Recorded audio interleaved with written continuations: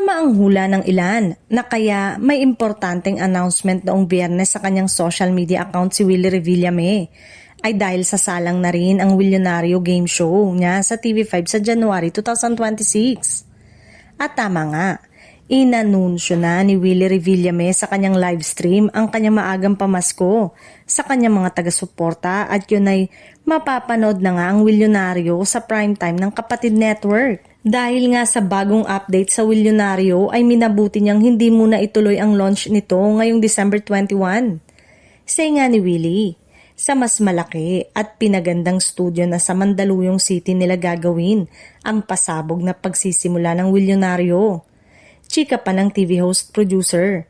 Gusto rin niya na simula ng programa na may mga studio audience upang makapiling niya muli ang mga lolo at lola, tatay at nanay na tuloy-tuloy ang suporta sa kanya.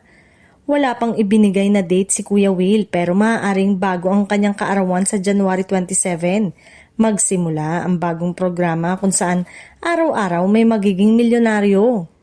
Bukod sa TV5, mapapanood din ang Milyonaryo sa sariling channel ni Kuya Will sa Will TV sa Channel 10 ng Signal. Komento naman ng mga fans, mawawala raw ang ABS-CBN show sa TV5 pero si Willie naman daw ang papalit.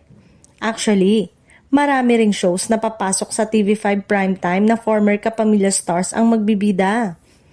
May iba rin na borrowed nila sa ABS-CBN ang mga artista. Dagdag pa rito, inaasahang magiging mas enggrande ang pagbabalik ni Willie Revillame sa primetime dahil bukod sa mas malaking studio at mas modernong production, mas pinalaki rin umano ang papremyo ng Milyonaryo. Ayon sa ilang source, mas marami raw segment ang ihahanda upang mas maraming manonood ang mabigyan ng pagkakataong manalo at matupad ang pangarap na maging milyonaryo. Malaki rin ang tiwala ng TV5 kay Willie Revillame dahil napatunayan na ng host-producer ang kanyang hatak sa masa sa loob ng maraming taon. Para sa Kapatid Network, ang Milyonaryo ay inaasahang magiging isa sa mga haligi ng kanilang primetime lineup sa 2026, lalo na't tumitindi ang kompetisyon sa telebisyon sa pagpasok ng mas maraming malalaking programa mula sa iba't ibang network.